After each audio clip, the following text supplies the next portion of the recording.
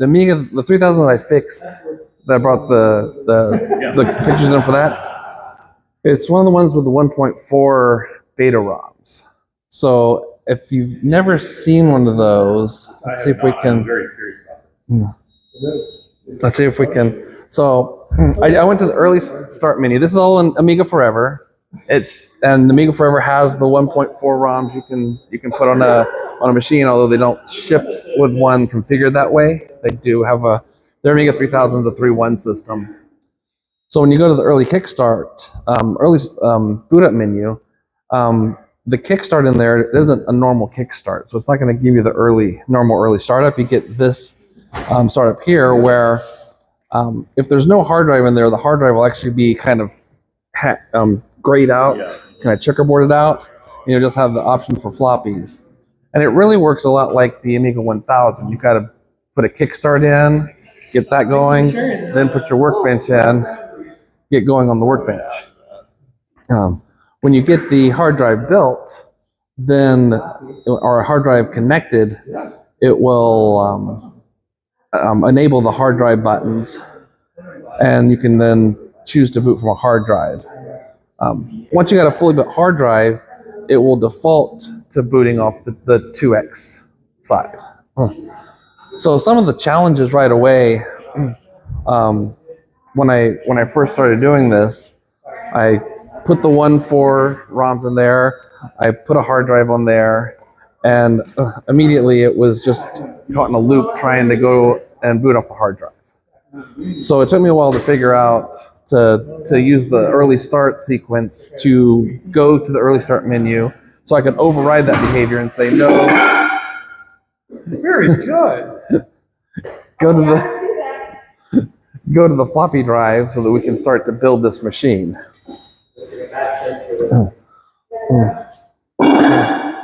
So let's see here. You can get 33 megabytes. Once you get a machine for $5.99. 33 megabytes. Yeah. So once you get the machine built, it'll boot right into a System 2. This one's a System 2.1 setup. And then you can, if you like reset from there, it'll have it has the 2.04 kickstart in there. Oh, it didn't do it. I wasn't fast enough. You can go early start menu from there and get the traditional 2.04 early startup menu, where you can like pick a partition or what have you. So let me get out of this. Why did he go there? Because that's where his wife So he went back. Yeah. So you have his stuff now? I do. Let's see here. Oh, there we go. How much do you have? So I've put together a document that's really a brain dump of the things I've gone through to figure out how to make this work. Some of the challenges that I ran into was I didn't have a matching set of disks. So what that means is, with this beta setup, they had the 2.0 kickstart, super kickstart disk. They had the 2.01 super kickstart disk. So what I had was both the 2.0 and the 2.1. But when I first built it, I put 2.04 workbench disks in there. So when it got through building, it wouldn't boot. It came up because there was a conflict between the kickstart and the system 2.04. Wasn't sure what was going on there. So kept playing with it, and I eventually said, well, I'll just change this Amiga over to have 2.04 kickstarts, and it booted right up. No issues, no. So I'm like, okay, so I've got a super kickstart issue. So I did the research, and I found that there's a tool that you can take the super kickstart. The super kickstart is a normal kickstart with some extra code at the end. I found the tools that will let me split off that extra code. I took my 2.04 kickstart, I merged that back together, made my own 2.04 kickstart, moved it onto the system 2.04, went back to the 1.4 ROM, booted up, and it worked. Wow. So I learned that everything has to be in sync. Now, on the 1.3 side, I never really had a sync problem because I always had that Super Kickstart disk always had like the latest 1.3 ROM, and I had the latest 1.3 disk. That part was working, although I did have a different issue on the 1.3 side getting it up, which is 1.3 was not built on the fast file system originally, or 1.0 was not fast file system. It was added later on. So you have to have the fast file system written to the rigid disk block of the partition. Oh, wow. Which I didn't realize that until many hours into this. So I went in, added the fast file system to the rigid disk block. Boom, it worked. So I ended up making my own Super Kickstart disk that has 2.04, and I copied the 1.3 that it was from the other Kickstart disk. There's a Make Super Kickstart disk utility you can download from AmiNet. Pull that together, put my 2.1 disks in there, my 1.3 disks in there, and all that matches up, and it will work. So that's kind of like the end state that I've gotten to now. Ran into other problems along the way. So when you fire up your system and your install disk, so your setup is going to be your OS install disks for 2X through 1.3, your Super Kickstart disk, and that runs in the family, your Super Kickstart disk, and the Amiga 3000 install disk that pulls all this onto the hard drive. So while I was trying all this stuff to figure out how to get the right disks together, I was also fighting the install is assuming you're on a physical machine with a SCSI hard drive, so forth and so on. So I would attach the disk, I would come in here, and I would not see the disk, the hard drive.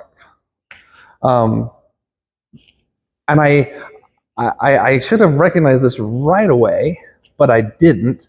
The reason that I didn't see it right away is because the HD toolbox on that install disk is made for a real machine, not for an emulator. So you need what SCSI.device. So I had to map it to UAEHF.device. So I did that. Now I can start seeing stuff on the I can start seeing the disk. Is this your government or? Yes. Okay. So to take a little step back, if you have a machine matching disks, what have you, your real machine, you come in here and you hit prep hard drive, and it does these partitions. And the partitions have to be named right. You have to have a WB_2.x partition, a WB_1.3 partition, because that's how it identifies your partitions in the subsequent scripts for formatting and installation. So I couldn't figure out at first how to make the Prep HD work in emulation. So what that ended up propagating is me going down, and you can actually read the script. So I read the script and basically wrote the instructions on how to manually create all the partitions you need that utility would do. Yeah, that's a large list. Once you're done with that, you can easily format those partitions yourself, or you can run the format script. That format script will now work. Where's it at? So that goes from 1.3 to 2.0. Yes. So at that point, the format script will work. Although I had spent so much time doing all this by hand that I didn't even think about running the format script. I just formatted them manually. And in a subsequent attempt down the road, I went, oh, I bet that format script would actually work now because it's looking for those partition names and what have you. That's all it really does is 3 or 4 lines of format commands, and then it will automatically fire off the install hard drive script. This is on SCSI, right? I'm doing this in emulation right now. I'm doing all of this in emulation because at the end of the day, I want to copy this HDF file onto an SD card with Alex's Zulu SCSI device, plug it in there, plug it into my machine, boom, it'll just work. And spoiler work, it does. I plug that in, it just went to town. Will this document be available on the site? This document is currently available on our website, and I will be replacing it soon because I've figured out more stuff. Since I published this yesterday, I figured out more stuff this morning. Actually, just make it up. So obviously I've got the install hard drive, or the installed disk had to have changes made to the HD installer. So I've kind of started customizing this install disk. At one point in time, I was trying to run all of this from another working Workbench 3.1, and it was almost working, except when it goes to do the install hard drive, it copies some stuff into memory, like the copy command. There's a tool called icon pause, which I'd never really seen before, that it tried to copy, but failed when I was running from a working 3.1 because the script was assuming relative pathing to the floppy drive, and the installed OS was overriding that location. It was installing from the 3.1 partition into memory. So I went and updated that script to be absolute paths back to the floppy drive, so it would always, whether you're running from floppy or another system, it would always pull the right stuff up. So that gets us a good install script. That icon pause is kind of neat because this is just copying the files from the disks over. That icon pause, there's a bunch of lines in that script that run, and what it's doing is it's putting the icons in the right location. Like it's running like the right click cleanup icons. It's doing that explicitly for the icons in your Workbench folder. Yeah. Unfortunately, maybe there's a newer version of this install disk, but when I did it with like the 2.04, there's a couple of icons that it didn't position right. It's not in the script to position them. So I still had to do a couple of items manually, but it was 95% done with that. So those are just getting placed in the default position. Yeah. The other thing I found in the online docs that the guy put together on Prep HD, you can override the SCSI.device and put the UAE.hf.device. So I added that in there, ran it this morning. On emulation, that ran.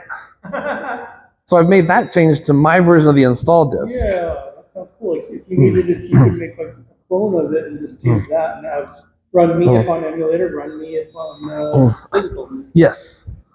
So the next doc I need to put up, and I think I'm gonna put my setup disk up there too, because that seems to be really hard to find. I'm sure there's some copyright thing, but really I don't care. This is, this is for the 4 other people in the world that need this. I'll put it up there for them.